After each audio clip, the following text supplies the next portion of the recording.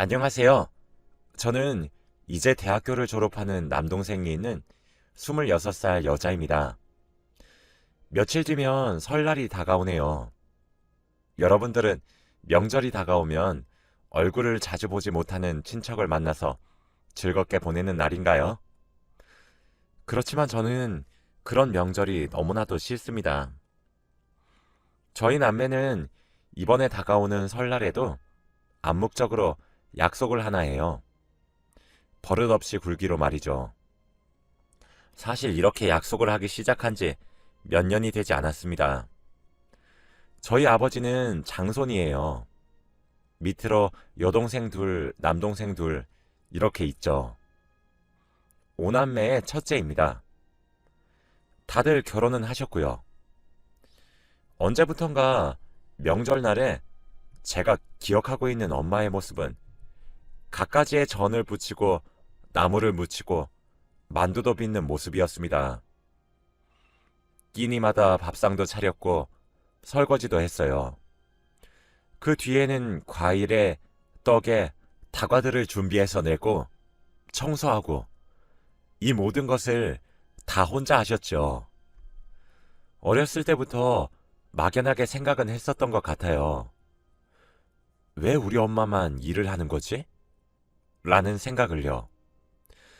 저녁이 되면 술상도 차려야 하고 혼자 계신 할머니 수발에 심부름에 그렇게 3일 내내 고생만 하고 오셨어요.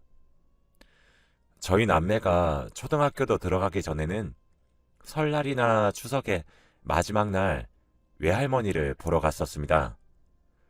그렇지만 외할머니가 돌아가시고 나니 외갓집에 가지도 못했죠.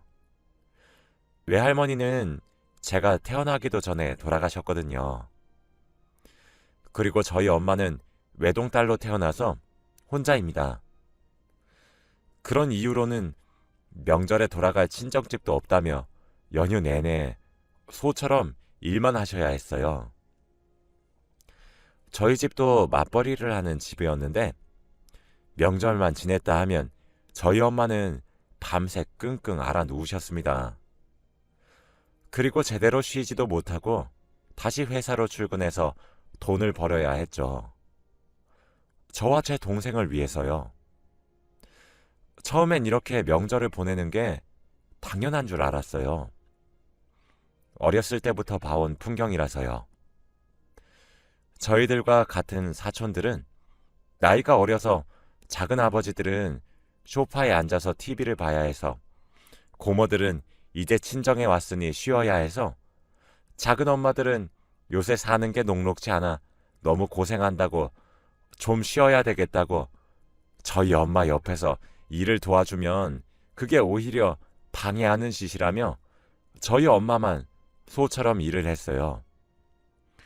저희 엄마는 싫다는 말 한마디도 한번 하지 않고 묵묵히 일을 했어요. 조카들까지 합치면 명절에 모이는 일가 친척들이 30명도 넘게 모입니다.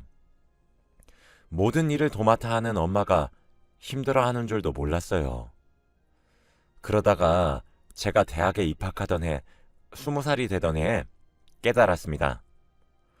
그날따라 밤에 잠이 오지 않더라고요. 배가 출출하기도 했었죠.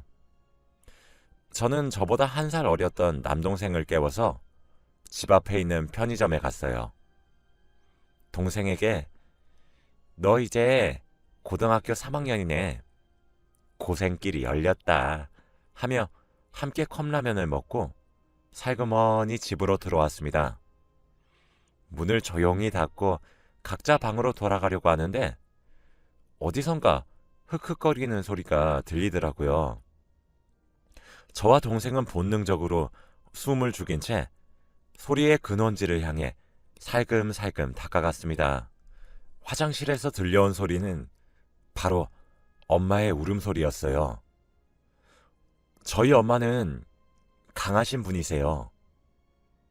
그렇다고 해서 성질이 있으시단 건 아니고 저희 남매에게도 항상 조곤조곤 말씀하셨고 한 번도 우는 모습을 본 적이 없습니다. 그런데 그런 엄마가 화장실에 들어가 혼자 눈물을 흘리고 계시더라고요. 외할머니가 너무 그립다고 말하면서요.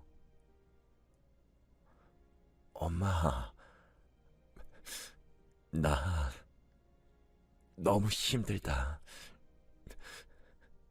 이라고 하시며 우시는 엄마 목소리에 저와 동생은 그제서야 머리를 한 대 얻어맞은 것만 같았습니다. 저와 제 동생은 엄마, 여기서 왜 혼자 눈물을 흘리고 있냐고 아는 체를 할 수도 없었어요. 저희 남매는 심란해졌고 그렇게 시간이 일주일 흘러갔습니다. 일주일 뒤에 엄마는 쓰러져서 병원에 실려갔어요. 연락을 받았던 제가 너무 놀라 응급실로 달려갔습니다. 병원에서는 너무 극심한 스트레스로 실신한 거라며 스트레스를 받지 않도록 주의하라고 하더라고요. 그렇게 엄마가 일어나길 기다렸다 집으로 데려왔죠. 그 이후로도 엄마는 2번이나 더 응급실로 실려갔습니다. 스트레스성 위경련으로 한 번 실려가셨고 그 뒤로 실신을 한 번 더 하셨죠. 그게 모두 다 명절로 인한 스트레스였어요. 명절을 3주 앞뒀던 날 엄마는 눈물을 흘리셨고 2주를 앞두고 처음으로 응급실에 실려가셨던 겁니다. 그리고 한 주를 앞둔 채로 위경련과 실신으로 병원에 실려가셨죠. 결국 짧은 시간에 반복된 실신과 심각한 스트레스로 인한 위경련으로 엄마는 몸과 마음이 굉장히 나빠졌어요. 저와 제 동생은 그때 결심했습니다. 엄마를 지켜줄 수 있는 사람은 우리뿐이니 우리가 지키자고요. 엄마는 20년이 넘는 세월 동안 혼자 참고 도맡아 하시다가 그제서야 병이 났던 거였어요. 병원에서 돌아온 엄마를 침대에 어거지로 눕혔습니다. 그해 설날에도 어김없이 돈만 보냈고 제사 지낼 때 필요한 음식들 전부를 저희 엄마에게 맡겼더군요.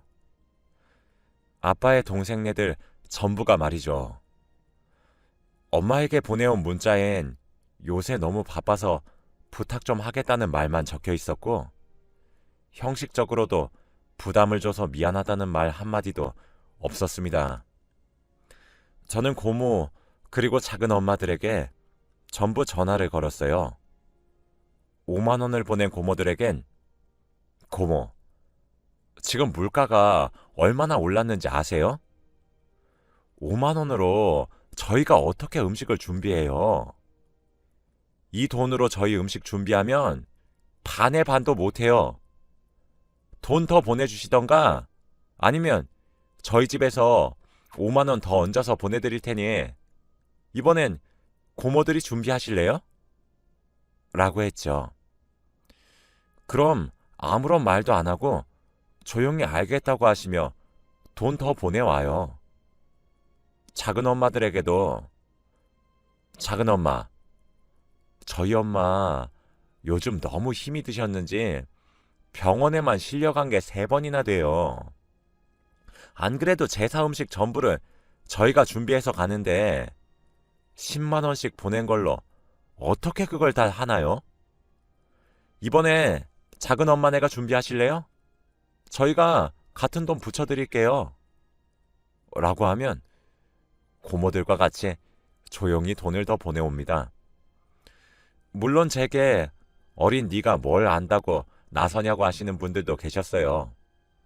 그럴 땐 그럼 할머니께 올해부터는 돌아가면서 준비하기로 했다고 말씀드려도 돼요? 라고 하면 전부 아무 말 하지 않고 전화를 끊더라고요. 옆에서 그러지 말라고 괜찮다며 저희를 말리시는 천사 같은 엄마를 억지로 침대에 누워서 쉬라고 강제로 눕힌 뒤에 전 동생을 데리고 시장으로 갔습니다. 그 시기에 시장에 가면 온갖 음식들을 다 팔고 있더라고요. 나물, 과일, 각종 전에, 떡 등등 엄마는 매년 고생하셨는데 드는 비용은 얼마 되지도 않더라고요. 저희 엄마가 가정 고생을 해서 음식을 만들어도 어차피 맛도 다 안 보거든요. 그래서 필요한 것들만 샀어요. 만두 속까지 꼼꼼히 장을 보고 돌아온 저희 남매는 만두를 빚었습니다. 어렸을 때부터 엄마가 매년 해오던 걸 봐왔고 도와드린 경험이 있어서 동생이랑 눈 감고도 뚝딱 만들었죠. 설날이 되기 하루 전날 저녁, 저희는 보자기에 준비했던 음식을 챙겼어요. 심신이 허약해진 엄마에게 이번 명절은 저희가 알아서 할 테니까 걱정하지 말고 집에서 쉬고 있으라 말했지만 엄마는 괜찮다고 거절하셨죠. 그렇게 엄마, 아빠와 함께 할머니 댁으로 갔어요. 원래는 설날 전날 아침부터 갔었는데 저희가 저녁에 가자고 바득바득 우겨서 그때 간 거예요. 도착했던 시간이 6시 반 정도였죠. 저희 가족이 가장 마지막으로 도착했더라고요. 이미 먼저 도착했던 가족들은 다들 웃으며 거실에 둘러앉아 TV를 보고 있더라고요. 오랜만에 봐서 반갑다는 인사보단 왜 이리 늦게 도착했냐고 배고픈데 얼른 저녁 먹자는 말을 하더라고요. 마치 모두가 짠 것처럼 말이에요. 저는 약속이라도 한 줄 알았어요. 그때 저희 엄마가 받았던 대우를 몸소 느꼈죠. 어이가 없더라고요.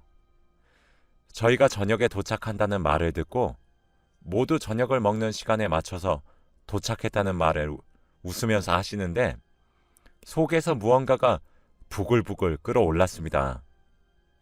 그 말에 또 알겠다고 대답하시는 엄마 보고 엄마, 일단 우리 짐 좀 풀어요 하고 방으로 데려갔어요. 침대에 엄마를 눕히고 난 뒤 옆에 제 동생을 보디가드로 뒀어요. 엄마, 이번 명절엔 내가 할 테니까 몸도 안 좋은데 나와서 무리하지 마. 알았지? 그리고 너도 엄마 옆에서 떨어지지 말고. 알았어? 라고 했어요. 동생은 당연하지. 나만 믿어 누나. 라고 결연한 눈빛으로 당차게 대답했고 엄마는 아니 그래도 라며 불안해하셨죠. 저는 엄마 말을 무시한 채 방을 나와 거실에 모여있는 가족들에게 얘기했습니다. 우리 엄마 몸이 너무 안 좋아서 제가 쉬라고 했어요. 안 그래도 며칠 전에 응급실 가셨다가 아직 회복이 다 되지 않았거든요. 아직까지도 기력이 영 시원찮네요. 설마 며칠 전에도 실신해서 병원에 실려갔었던 사람에게 당장 밥상을 차려내라고 하시는 건 아니죠? 저희 집에서는 약간의 미열만 있어도 침대에 누워서 쉬라고 하는데 다들 이해 좀 해주세요. 대신에 제가 차릴게요. 아니 그런데 시간이 지금 몇 시인데 저희가 올 때까지만 목이 빠지도록 기다리신 거예요? 저희 집이 사정이라도 생겨서 더 늦게 도착했으면 어쩌려고 아무도 밥을 차려 먹을 생각을 하지 못하신 거예요? 그런 제 말을 들은 친척들 몇몇은 표정이 가관이었습니다. 썩어 들어가는 표정을 보고 있자니 많은 생각이 들더라고요. 그냥 무시한 채로 밥 차릴 준비를 하고 있으면 작은 엄마들은 앉아만 있기 민망하니 저를 따라 주방으로 와서 상 차리는 것을 돕기 시작했고 고모들은 엄마가 쉬고 계신 방으로 쪼로로 달려가요. 그럴 것 같아 동생을 두고 나왔습니다. 그렇게 방으로 달려오는 고모들에게 동생은 괜찮으니까 신경 쓰지 마시고 나가서 일 보세요. 여기는 제가 있는데 너무 걱정하지 마세요. 정말 큰일이죠. 엄마가 스트레스가 너무 심하다고 하시는데 얼른 건강을 찾아야 될 텐데 말이에요. 라고 하면 찍소리도 못하고 방에서 나옵니다. 저는 그거 보고 있으면 큰 소리로 말해요.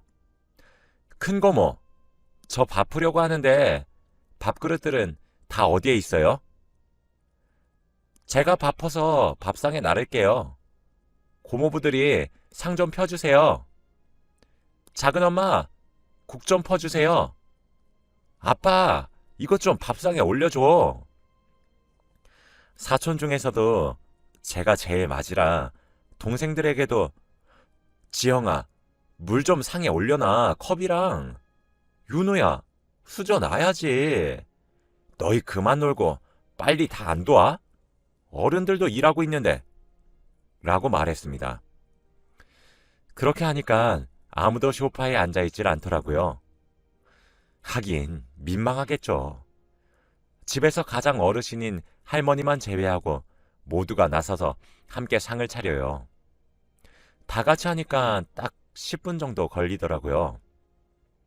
엄마가 혼자 차렸을 때는 30분도 넘게 걸렸는데 혼자서 30분 만에 상을 차리면 엄청나게 손이 빠른 건데도 중간중간에 계속 아직도 덜 데웠냐고 재촉했었는데 말이에요. 그리고 저희 엄마가 드실 밥은 따로 쟁반에 담아서 방에 가져다 드렸습니다. 동생과 함께 먹으라고요. 저는 거실에 차려진 밥상에 앉았어요. 할머니 바로 옆이요. 애교를 부리면서 할머니, 손녀가 밥 차려주니까 더 맛있죠? 이것도 먹어보세요. 어때요? 손녀의 사랑이 담기니까 엄청 맛나죠? 저 이제 시집만 가면 되겠죠? 네? 라면서요. 할머니가 허허 웃으시며 그러게 우리 손녀가 할미 밥에 반찬을 올려주니까 더 맛나네. 우리 손녀 벌써 시집갈 생각을 하니까 할미가 벌써 아쉬워서 어쩌누 하세요.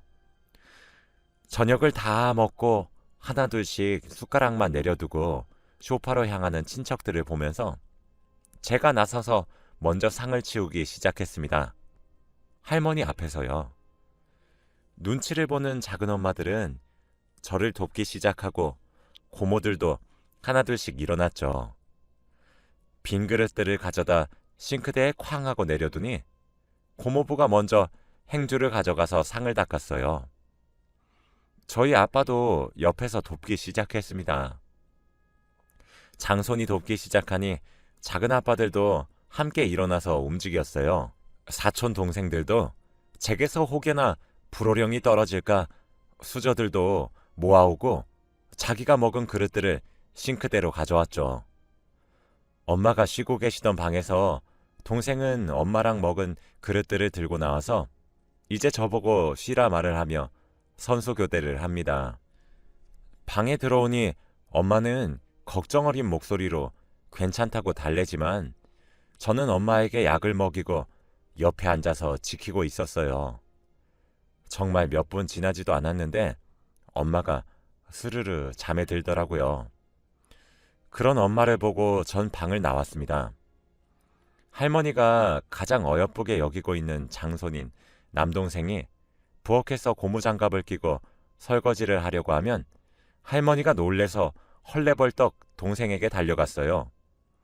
왜 이런 일을 동생이 하냐고 말을 하면서요. 그럼 동생은 아유 할머니 요즘에는 남자도 설거지를 잘 해야 나중에 마누라한테 예쁨 받는데 저 이제 설거지 엄청 잘해요. 할머니도 옆에서 볼래요? 나 이제 장가만 가면 된다니까 라고요. 그러면 할머니는 그래도 아직 이르다며 한사코 동생을 말려요. 그럼 어느샌가 거실에 앉아서 눈치 보며 설거지를 미루고 있던 작은 엄마들이 일어나서 싱크대로 와서 설거지를 해요. 동생은 할머니 손에 이끌려 거실로 가서 과일을 먹고 싶다고 말을 했습니다. 맨날 친척들이 밥을 다 먹고 혼자 설거지하고 있는 엄마에게 과일 내놔라, 떡을 가져와라 그랬거든요. 동생의 예쁜 짓을 보시던 할머니는 과일 가져오라고 일을 시켜요. 그럼 고모들이 일어나서 또 전부 대령해 줍니다. 그 와중에 작은 고모는 저희 엄마에게 가져다 준다고 하더라고요. 저는 고모에게 고모, 지금 저희 엄마 약 먹고 겨우겨우 잠들었어요. 고모가 들어갔다가 엄마가 일어나면 어째요? 나중에 엄마 깨시면 제가 가져다 드릴게요.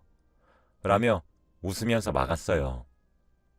엄마 보고 과일 내놔라, 커피 타와라 할 적에는 과일도 사과에 배, 포도, 감 등등 종류별로 깎아서 들고 와야 했고, 커피도 믹스 먹는 사람, 블랙 먹는 사람, 우유에 섞어달라는 사람, 물량을 조절해달라는 친척들은 사과 하나만 잘라주시고 커피는 믹스로 통일하더라고요. 참 신기한 일이었죠. 저녁 이후에 술상을 차려달라 말하는 작은 아빠들. 저희 엄마가 술상을 봐줘야 했을 때는 최소 4가지 음식들에 맛도 있어야 했고 빠른 시간에 만들어야 했는데, 엄마가 하지 않으니 여분의 제사 음식으로 가져온 각종 전들, 떡 이런 걸로 퉁치더라고요. 어이가 없었죠. 저흰 그렇게 하루 종일 엄마를 지켰습니다. 그 다음날 아침 일찍 제사를 지내고 아침을 차렸어요. 그때도 딱 10분이 걸렸었죠. 엄마는 그때 거실에 나와 같이 밥을 드셨어요. 저는 엄마에게 아침 먹고 아무 소리 하지 말라 단단히 말을 한 뒤 밥을 먹기 시작했습니다. 아침 식사 이후에 엄마 왼쪽에 앉아있던 동생은 할머니, 저희 오늘 점심 전에 집으로 가려고 해요. 라고 말을 했습니다. 할머니는 오랜만에 얼굴을 봤는데 벌써? 라며 아쉬워하셨어요. 아무래도 엄마 건강이 너무 좋지 않아서 집에 일찍 가서 쉬는 게 나을 것 같아요. 라고 선언을 해버렸죠. 그랬더니 온 친척들이 나서서 저희 가족을 말립니다.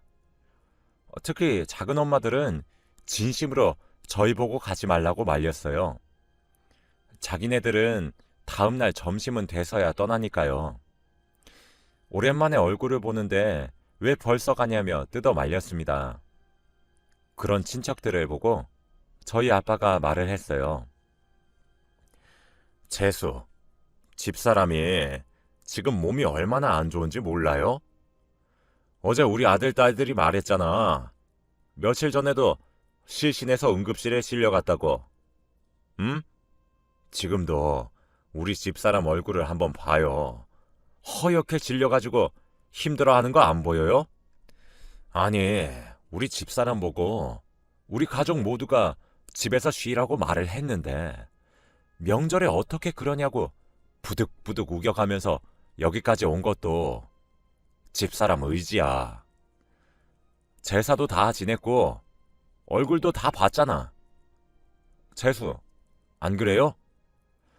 집사람이 아프니까 이번엔 집에 일찍이 가겠다는데 왜 아픈 사람을 못 보내서 안달이에요? 재수 씨는 아프면 집에 가서 쉬지 않고 계속 일할래요? 라고요. 거실엔 정적이 잠시 흘렀고 할머니는 아니, 그렇게 아픈데 왜 무리를 해서 여기까지 온 게야? 몸조리 잘하고 얼른 집에 가서 쉬어라. 아휴, 몸 관리를 잘해야 하는데 나중에 늙으면 남는 건 건강뿐이야. 라시며 저희를 보내주셨죠. 그렇게 처음으로 명절 당일 아침에 빠져나와 집으로 갔습니다. 집으로 향하는 자동차 안에서는 정적만 흘렀죠. 집에 도착한 엄마는 거실에 저희 남매를 앉혀놓고 화를 내셨어요. 왜 그랬냐고, 어디 버릇없이 그렇게 하냐고 말이에요. 저랑 동생은 혼이 나면서도 그제서야 엄마가 처음으로 편한 명절을 보내게 해준 게 너무나도 바보 같아서 우리가 그렇게 멍청할 수가 없어서 울었어요. 엄마가 20년이 넘도록 힘들게 일한 걸 제가 성인이 돼서 알아차린 것도 너무 미안했고요. 잘못했어요, 엄마. 근데 나랑 누나는 다음 해에도 그 다음 해에도 똑같이 할 거야, 엄마. 라며 대답을 하는 동생을 보며 저희를 혼내는 엄마도 눈물을 흘렸습니다. 엄마는 고맙다고 엉엉 우셨어요. 저희 아빠는 그런 엄마를 안아주며 내가 우리 자식들보다 더 못났네. 못났어. 여보 힘든 걸 나도 이제서야 깨달아서 미안해. 응? 울지 말고 나도 앞으론 도와줄게. 정말 미안해. 라고 사과하셨죠. 그해 명절엔 저희 네 식구 모두가 눈물을 흘렸습니다. 사실 저희 아빠는 집에서는 가정적인 분이세요. 할머니 집에 가게 되면 아무래도 가풍이 있어서 거기에 휩쓸리실 수밖에 없었거든요. 이게 벌써 6년 전에 있었던 일입니다. 여전히 저희 가정은 평화롭고 자유로우시고 천사 같은 엄마와 가정적이신 아빠와 든든한 동생이 있어요. 지금은 동생이 군대도 다녀와서 그런지 더욱 듬직해졌고 저희와 같은 학렬에서도 가장 덩치가 있고 키도 큽니다. 엄마의 보디가드 역할을 충실히 잘해주고 있죠. 저도 나이를 1살, 2살 먹어갈수록 더욱 뻔뻔해져서 이젠 어지간한 궁시렁거림들은 무시할 수 있는 두꺼운 낯짝도 생겼어요. 저희 남매와 아빠까지 엄마를 끔찍하게 여기면서 보호하려고 하니 점점 일을 나눠서 하는 분위기가 만들어지고 있습니다. 물론 아직은 완벽하진 않아요. 여전히 여자가 음식을 하고 남자가 쉬려고 하는 분위기가 남아있지만 6년 전에 비해 많이 좋아진 편이죠. 달력을 보니 설날이 이제 코앞으로 다가와 갑자기 그해 설날의 기억이 나네요. 여러분들의 명절은 어떠신가요? 혹시 제 사연을 듣고 찔리시는 분이 있다면 이번 설날부터 태도를 바꿔보시는 건 어떠실까요? 서로 도와서 함께 일을 하는 형태로 말이에요. 저희 엄마는 그해 이후로는 스트레스로 응급실에 실려가는 일이 사라졌습니다. 진작 이렇게 할 걸 이런 생각이 명절이 올 때마다 참 많이 드네요. 제 글을 읽어주셔서 감사하고 여러분들도 새해 복 많이 받으시길 바라며 이만 글을 마치겠습니다.